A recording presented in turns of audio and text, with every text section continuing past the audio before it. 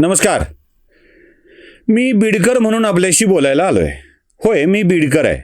खरं तर हे सांगताना अनेकांना कचरतात, पण मी अजिबात कचरत नाही. कारण बीड एक विलक्षण जिल्हा आहे. मी जन्माने बीडकर आहे. म्हणजे माझा जन्म झाला तेव्हा माझं गाव रेणापूर लातूर जिल्ह्यात नव्हतं, तर ते बीड जिल्ह्यामध्ये होतं. त्यामुळं मी जन्माने बीडकर आहे. मी कर्माने बीडकर आहे. म्हणजे जवळपास आयुष्याची 8 वर्ष त्या बीड जिल्ह्यामध्ये पत्रकारिता करण्यात घातलेली आहेत. त्यामुळं जगात आल्यावर 5 वर्ष आणि त्यानंतर आयुष्याची 8 वर्ष अशी 13 वर्ष माझी बीड जिल्ह्यात गेलेली आहेत. त्यामुळं मी बीडकर आहे. या बीडचा संबंध सगळ्याशीच येतो. कुठे बीड नाही असं अजिबात नाही. काही चांगलं करायचं आहे बीड, वाईट घडलं आहे बीड. म्हणजे साहित्याचा प्रारंभ झाला बीड जिल्ह्यातून. विवेकसिंधू, अंबाजोगाई तिथून. सौताड्यासारखा अप्रतिम धबधबा बीड जिल्ह्यात. भास्कराचार्यांचं आराध्य दैवत बीड जिल्ह्यात. यावर आपलं खूप बोलून झालंय. पण या बीडचा संबंध कुठे ना कुठे येतोच. गंमत अशी की ज्या प्रकरणात अजून बीडचं नाव कसं आलं नाही असं वाटतं, त्या प्रकरणातला माणूसही बीड जिल्ह्यातलाच असतो. उदाहरणार्थ नीट पेपर फुटी, त्यातला कुलकर्णी नावाचा प्राध्यापक मूळ बीडचा, पाडोदा तालुक्यातला. बरं, इथपर्यंत ठीक होतं. काल ते त्या लोहगडावर पोरीने दिलं ढकलून. प्रश्न पडला इथे अजून बीड कसं आलं नाही. कारण दोन्ही फॅमिली तिकडच्या पुण्यातल्याच, मुलगी पुण्यातली, मुलगा आहे पुण्यातला, सगळंच पुण्यातलं. आणि बरोबर कनेक्शन बीडचं आलं. बीडच्या एका पोरासोबत हा सगळा प्लॅन डिस्कस केला होता ही माहिती आली. वाह वाटलं, वाह, हर जगा बीड. आता जसं शहाणपणात बीड आघाडीवर आहे, तसा आणखी काही वेगळेपण करण्यात, मी वेडेपण करण्यात म्हणत नाही, वेगळेपण हा शब्द वापरलाय, बीड आघाडीवर आहे. सध्या सोशल मीडियावर एका माणसाची चर्चा फार चालू आहे. फार चर्चा चालू आहे. आणि ती चर्चा काय, तर तो उद्धव ठाकरेचा भक्त आहे. त्याचं पोस्टर दाखवतो. हा जणू उद्धव ठाकरे जणू याचे राम आणि हा उद्धव ठाकरेचा हनुमान. म्हणजे उद्धव ठाकरेला असा तो फाडतो आपली छाती आणि त्यात उद्धव ठाकरेंना दाखवतो आणि खाली लिहितो माझे देव. ओके, प्रत्येकाची भक्ती असते, कोण कुणाला देव समजावं. बाकी उद्धव ठाकरेला राम समजण्याविषयी आपलं काय म्हणणं नाही. स्वतःला का उगाचच हनुमान समजतोय हा माझ्या मनातला प्रश्न आहे. बाकी प्रत्येकाची मर्जी आपली आपली.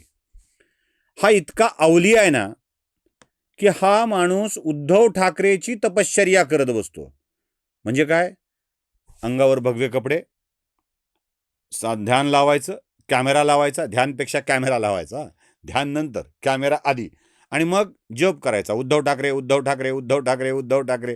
अरे नुसता उद्धव म्हणाला असता तो उद्धव आला असता, थेट पुराणातला उद्धव आला असता. तर बघा मजा आहे. आज 14वा दिवस. माननीय श्री उद्धव ठाकरे उद्धव ठाकरे उद्धव ठाकरे उद्धव ठाकरे उद्धव ठाकरे उद्धव ठाकरे उद्धव ठाकरे उद्धव ठाकरे उद्धव ठाकरे उद्धव ठाकरे साहेब, आजचा संकल्प पूर्ण झाला. पाहिलं, म्हणजे हा उद्धव ठाकरेची तपश्चर्या करतो. तुम्ही म्हणाल पहिल्यांदा बीड, पुन्हा उद्धव ठाकरेची तपश्चर्या, ही काय भानगड? सांगतो सांगतो सांगतो.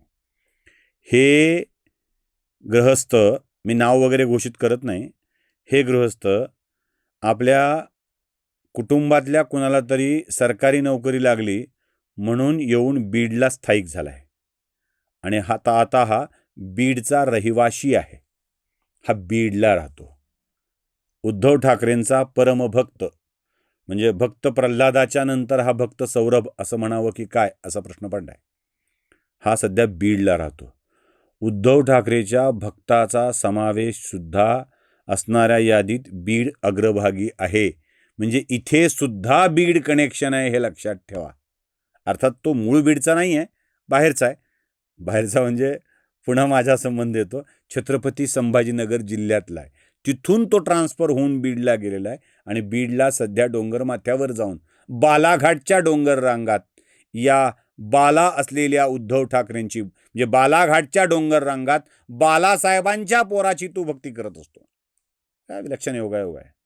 सौरभनी भक्ती करावी, त्याच्या भक्तीची चेष्टा करत नाही आहे मी. कोणाची करावी हा ज्याचा त्याचा प्रश्न आहे, त्याच्या भक्तीची मी चेष्टा करत नाही. हां, एक सांगतो, एक मात्र नक्की सांगतो. सौरभ, तरुण आहेस, लहान आहेस, उद्धव ठाकरेवरती अशी श्रद्धा असलीच पाहिजे. एक काम करशील, तुझ्या भक्तीतून वेळ मिळाला ना की बीडला एक गल्ली आहे ज्याला धोंडीपुरा म्हणतात. तुला माहीत असेलच, बलभीम चौक ते माळीवेस या दरम्यानची जी गल्ली आहे, जी गजबजलेली असते, तिथे जरा जा. तिथे आत्ता नव्याने बांधलेलं एक घर आहे. पूर्वी 2 खोल्यांचं घर होतं. त्या घरात नक्की जा. कोणालाही विचारशील ना धोंडीपुऱ्यात गेल्यावर, तर ते तुला पत्ता सांगतील. तो पत्ता आहे, तिथे जाऊन विचारायचा, सुमंत रुईकरचं घर कुठे आहे. एवढं जाऊन विचार. कारण असाच एक वेडा भक्त बीडमध्ये सुमंत रुईकर नावाचा होता. उद्धव ठाकरेंच्या प्रकृतीला आराम पडावा, उद्धव ठाकरे राज्याचे मुख्यमंत्री व्हावेत म्हणून हा वेडा पायी पायी तिरुपतीला चालत जायचा. उद्धव ठाकरे मुख्यमंत्री व्हावेत म्हणून तिरुपतीची पायी वारी एकदा करून परत आला. उद्धव ठाकरेंनी त्याला बोलावलं, दर्शन दिलं उद्धव देवांनी. आणि असे शिवसैनिक माझ्या पाठीशी असतील तर मला चिंता करण्याची कारण नाही, असं एक वाक्य उच्चारलं. सुमनच्या पाठीवर थाप मारली. सुमनची पाठीवरची थाप बघून छाती अशी पुन्हा विस्तारली. सुमंत परत आला. उद्धव ठाकरे आजारी पडले आणि आजारी पडलेल्या उद्धव ठाकरेंना आराम मिळावा म्हणून सुमंत परत एकदा तिरुपतीला पायी पायी निघाला. यावेळी अंगात ताप होता. लोक जाऊ नको असा सल्ला देत होते. पण सुमंत फनफनलेल्या अंगाने रस्त्यातच मरून पडला. बस, उद्धवच्या यात्रेला गेलेला एक शिवसैनिक मरून पडला अशी 2 कॉलमची बातमी व लोकलच्या वर्तमानपत्रात आली आणि सुमनचं आयुष्य संपलं. सुमनची लेकरं, त्याची बायको उघड्यावर पडली. कोणी काही विचारलं नाही, कोणी काही दिलं नाही, कोणीच काही विचारलं नाही याची बोंब झाली आणि खैरेंनी 50,000 रक्कम पाठवून दिली. शेवटी एकनाथ शिंदेंनी सुमनचं घर बांधून देण्याचा निर्णय घेतला. शिवसेना सोडल्यावर, उद्धव ठाकरेला सोडल्यावर.